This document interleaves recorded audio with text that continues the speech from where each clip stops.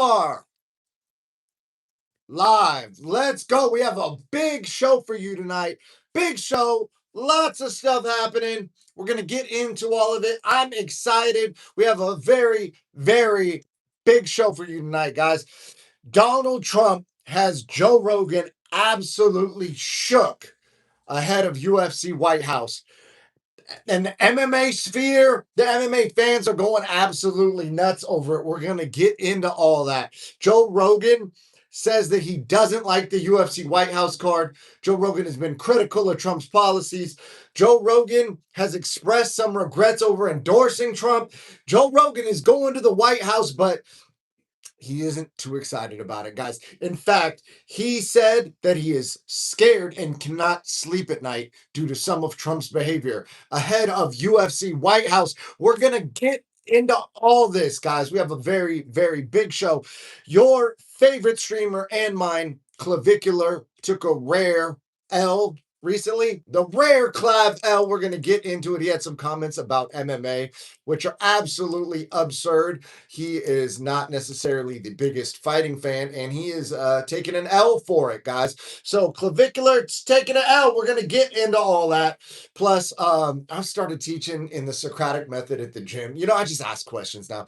I don't even, tell people what to do. I just literally ask them questions about what they're doing, and hopefully they can come to the answer that suits them best. We're going to get into that, why I'm doing that, and how you can apply that to your life to just fucking crush life. You know what I'm saying? Just freaking crush life.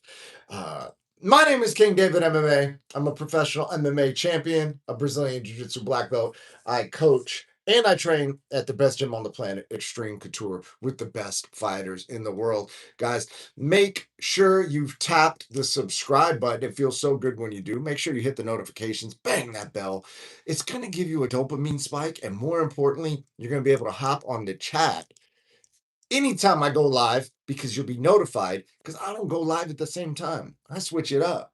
I like to mix it up. I like to pop on here at any given hour. So for instance, tonight it's 10 p.m. Last night popped on around 11 something. So have your notifications on and make sure you like this video if you like this video, because I guess it boosts the algorithm and we can grow the community, and then the chat will be more lit and I'll get more excited. I can interact and we can all pop it off, man. Guys, I'm looking to connect. All right. I'm looking to connect. So hit the chat. Also, guys, get your Real One shirt. I am using a front-facing camera, so this is actually backwards. The way you're reading it, it's actually correct on the site. So make sure you tap the site in the chat. I just put it in the chat. And did I pin the message? Okay, I pinned the message. Good. And make sure you follow. Listen, I'm trying to be the most sponsored athlete on the planet, guys. Okay, so you know what I'm saying? We're trying to run it up, guys. Follow Fight Circus at Fight Circus on Instagram. They have the craziest fights you've ever seen in your life. Fights that I can't even describe on this platform because there's a lot of pronouns involved in mixed pronoun fight, all kinds of crazy shit. Follow Fight Circus, guys. Let's get right into it.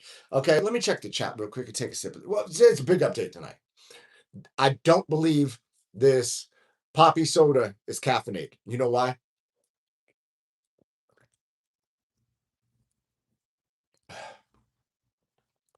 I forgot to put the caffeinated beverages in the refrigerator and in the freezer.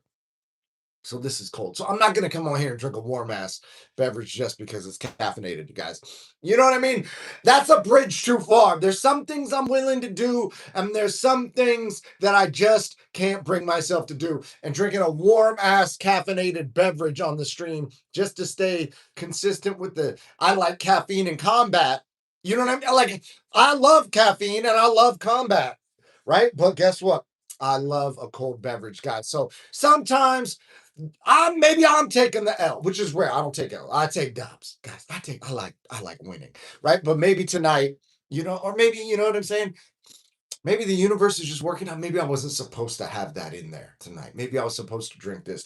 Maybe my prebiotic soda is what I need. You know what I mean? Because our guts allegedly communicate with each other. You know what I mean? Our gut microbiome, guys, can allegedly communicate from one body to another. So maybe there's a lot more going on in this universe than we understand. All right, guys, let's get, before I go off on another tangent. I got weird last night. If you haven't checked out last night's stream about Bob Lazar and Joe Rogan, go watch that. We get weird on there. All right, guys. Tonight, we're going to stay in physical reality.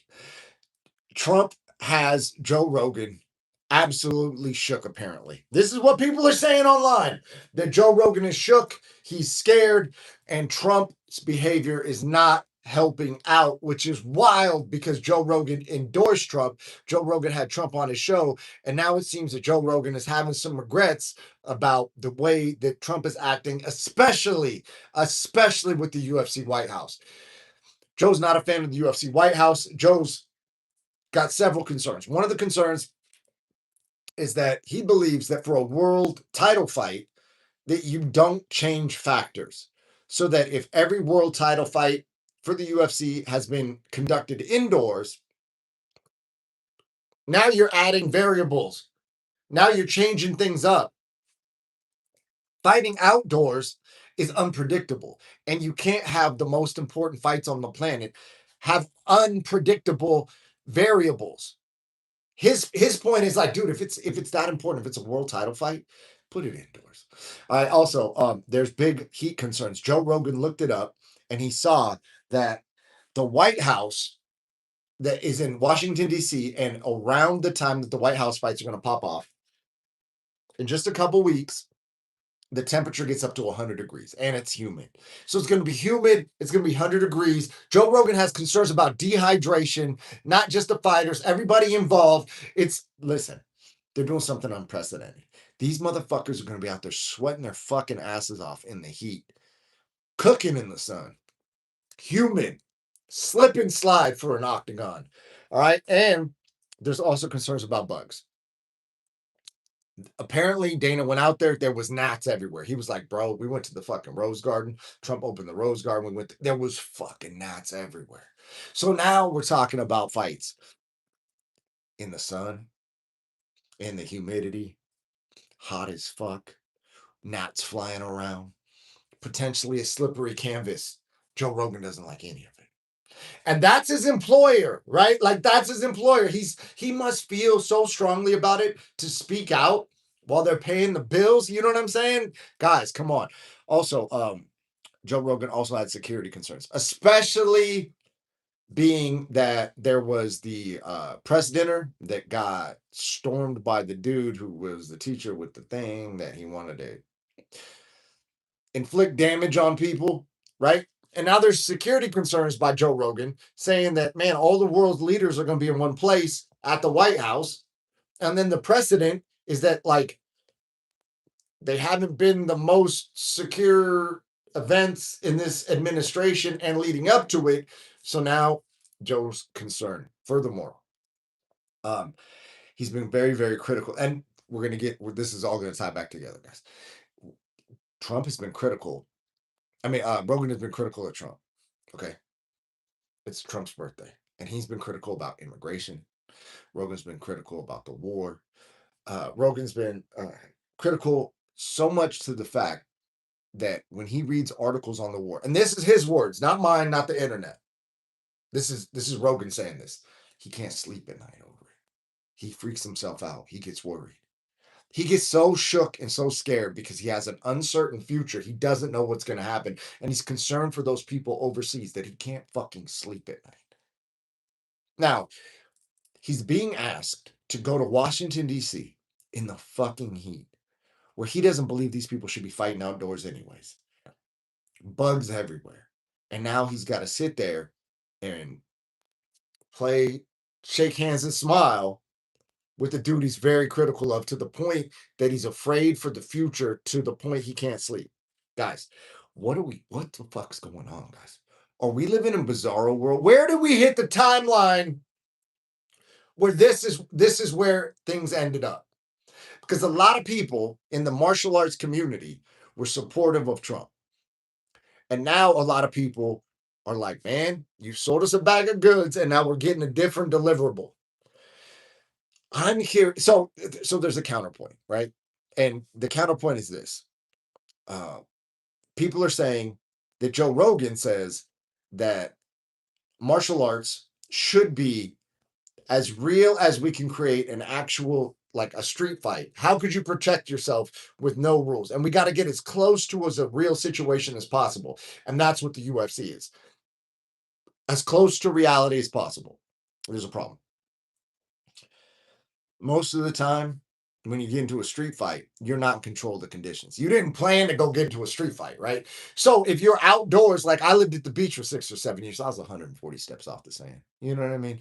I could look out my front door and see lifeguard tower number 5. That's where I was living. I'm not saying everybody's got to live there. That's just where I like to live, right? Walk to the beach every day. And here's the crazy part, guys. Um, when I was living there, although I was 140 steps off the sand, just a stone's throw, you know, there was a parking lot between me and the beach. So between the actual sand and my front door, there were cars parked. Some of these cars were what we like to refer to as hippie vans.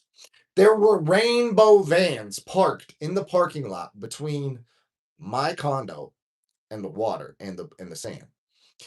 And when you would walk out there, man, sometimes they would have like talking points. You know what I'm saying? Like they'd be out there smoking weed, selling friendship bracelets or whatever. And they'd be like, "Hey, man, look at brother, man, you got to get out of that box, man. You're living in a box, man. You're paying rent to live in a box, man. And I'm living closer to the water than you are, my friend. Expand your mind, my brother." You know what I mean? Like, so that's where I was living, right? But there was a lot of people who would interact with each other. Sometimes those interactions don't go well. Most of the time, they're super positive. Everybody's vibey at the beach. But, motherfuckers start drinking and the sun starts to set and the nightclub's going and people are hitting on girls. And then next thing you know, dudes are trying to puff their chest out. And sometimes a street fight will pop off. And sometimes it was inside the venue and sometimes it was outside of the venue. So to me, this UFC event seems like an actual realistic situation. You might not be in control of where you fight. Maybe it's going to be 100 degrees outside with gnats flying in your mouth. No telling where you might get into a street fight. So if we're trying to recreate, which I don't believe we are, but this is what Joe Rogan's saying, the most realistic scenario to prove the validity of martial arts and see who can actually be the most realistic martial artist that can protect themselves under all circumstances, well, then that leads us to say, man, maybe sometimes, not all the time, but sometimes, not every single time, but maybe once in a while, we let them fight outside. Listen, man, I've got teammates that fought at King of the Cage, which is like a vinyl, a vinyl cage in the rain. You know, like it's slippery for both of us, right? So that's what I'll tell my students when I'm talking to people. I've cornered as high as the UFC. I've cornered people who fought in the PFL. I've cornered people who were literal like white belt and blue belts, and I took them from being like complete novices to I think I have like 7 at this point amateur champions under me, and I did like within like a year type shit, right? So um, some of it is psychological, and one thing that helps when people walk to the cage, especially when they're new, is they got to remember it's the same for the other person too, right? So, man, that guy looks like he filled up, man. He rehydrated. He looks big in the cage. Bro, you look big too. You're walking out there, man, it's slippery. Well, it's slippery for them too. Oh man, fucking when I hit them, I don't know, man. They hit me and it hurts. Dude, your punches hurt too. Your strikes hurt too, right? So, like, that's some psychology, some behind the scenes shit that you could talk to somebody about, you know, before they go fight. And I feel like that's what's going on at the White House. Listen, man, there's gnats. Yeah, well, there's gnats for the other guy too. Okay, well, it's hot out. Well, it's hot out for the other guy too. Well, it's humid. Well, it's humid for the fucking other guy too. Right?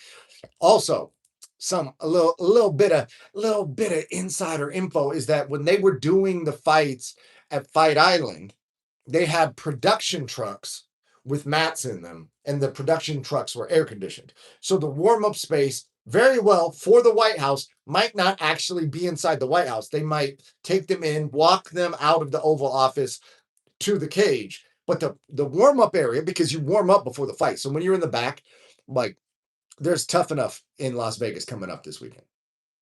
Sometimes the venues for Tough Enough are amazing looking venues, but there's nowhere to warm up because it's a fucking nightclub, right? So it looks great on Fight Pass and the fights have great lighting and all that. But in the back, dude, it's fucking borderline pitch black. There's no lights.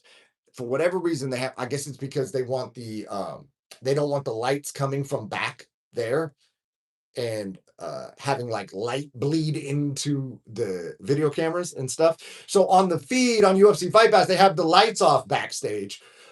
And I've been in there warming someone up in the fucking, it's like a kitchen area, right? So there's like stacks of glasses, like drinking glasses. You know what I'm saying? It smells like a dishwasher back there. They're running fucking lighting cables through it. So you're trying to like warm up and not trip over cables. There's like the carts that bus boys bus stuff with in the back. There's like stacked chairs, and you're trying to warm your fighter up before they walk out, right? And like no one sees this.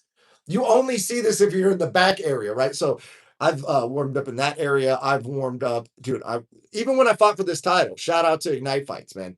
But they had a good warm up area. Here's the issue: the venue didn't have restrooms by the warm up area. So if you wanted to go to the restroom as a fighter, or you wanted to change clothes, right? Let's say you're in the back and it's you and your team, and then there's also like female fighters in the back. Maybe you don't pull your balls out, okay, right? Maybe you want to just go in there and like keep it all fucking copacetic in the back, right? So I'm like, where's the bathroom? They're like, oh, bro, we got porta potties out back. Listen, it was fucking 0 degrees outside, snowing. You know what I mean? So I'm trying to stay warm in the back, you know what I mean? Moving, and I'm now in a porta potty, trying to change my fucking clothes because I got to put a cup on, I got to change my shorts, I'm wearing warm ups, right? And now I have multiple tasks at hand. One, I'm in slides. Okay. So I'm in slides. It's fucking 0 out. The snow is like as high as your knees. And I'm in this fucking frozen porta potty that fucking stinks. Right? As porta potties often do, right?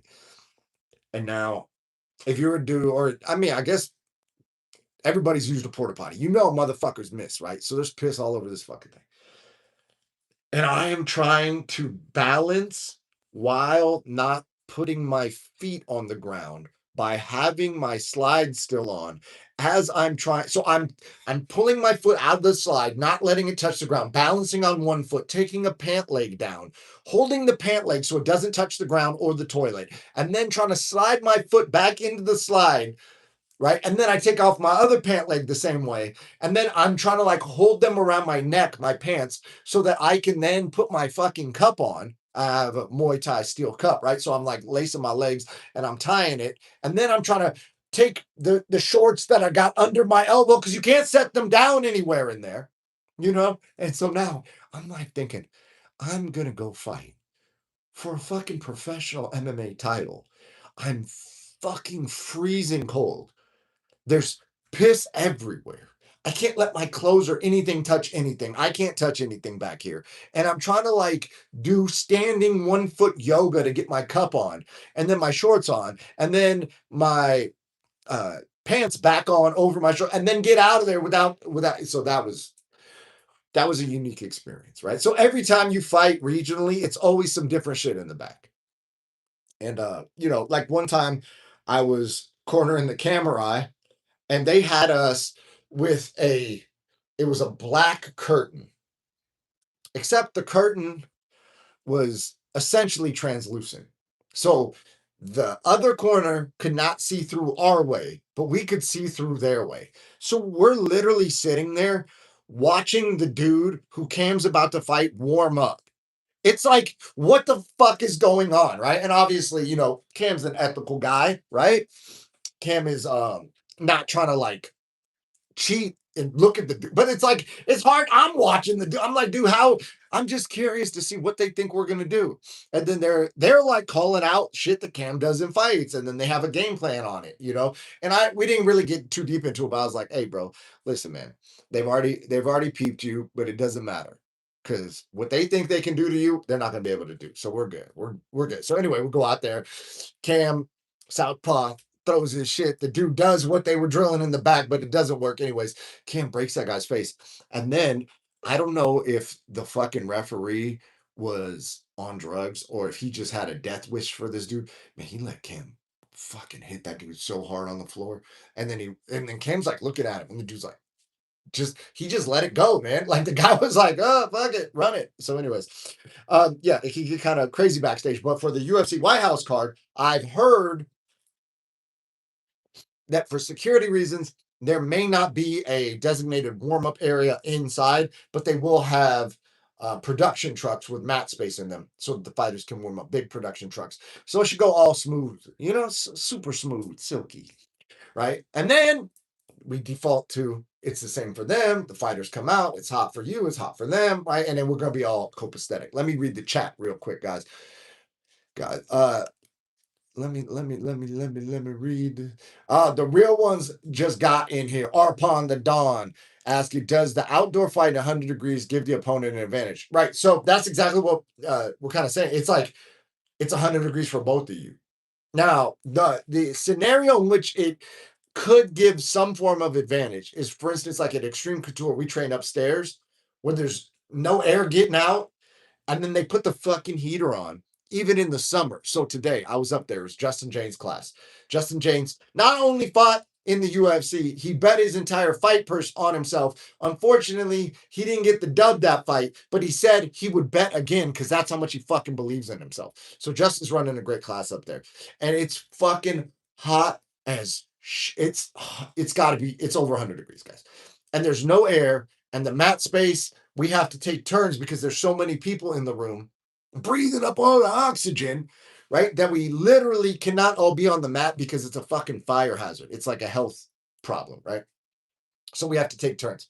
So it's like, let's call it, I'm just going to make a number up. This is just guess. 12 groups going and 12 groups waiting, right? But even waiting up there is like beating down on you in heat. And if you conditioned yourself to that type of environment and someone else is training in air conditioning, then the 100 degrees plus the humidity might be very foreign to them. Whereas someone who is accustomed to it might not freak out as much, right? So in that case, yeah, it could be an advantage. And now there's see, this is now we're getting deep.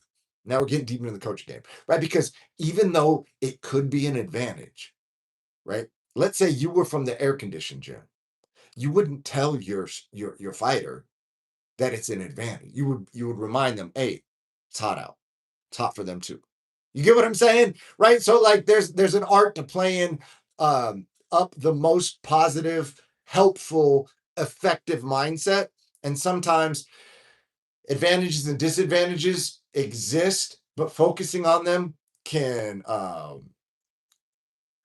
you can focus on more of your advantages in a way, right? And that can like help you, but focusing on disadvantages in a way can like hurt you. So there's like a fine line of like dealing with what's reality and like what do we have to actually address versus what are we gonna fucking focus on, right? And so if we can't change the heat, well, guess what? We might not focus on the fucking heat. We might focus on the fact that it's the same for both of us. Even though after the fight, when the fighter wins, you'd be like, man, dude, that was crazy hot. Bro, how did you handle that? And they're like, bro, that was the craziest thing I've done. I'm like, the other guy was ready, man, because he trains in a fucking hot sauna. So anyway, that's a little insider peek. We got Joaquin Santos TV. He said, Coach, I said, what's up? Our pun, the Don says 100 fire. The ref enjoyed it up close. Oh yeah, dude. Well, when Cam fought, that was brutal. That one, oh, dude, yeah. I've seen some crazy shit, guys. I've seen some people really get fucked up. Really get fucked up. I think about that from time to time. Like, I feel like I'm well adjusted. You know what I'm saying? I like good vibes, a little bit of a hippie. Maybe that's from living at the beach for 6 or 7 years.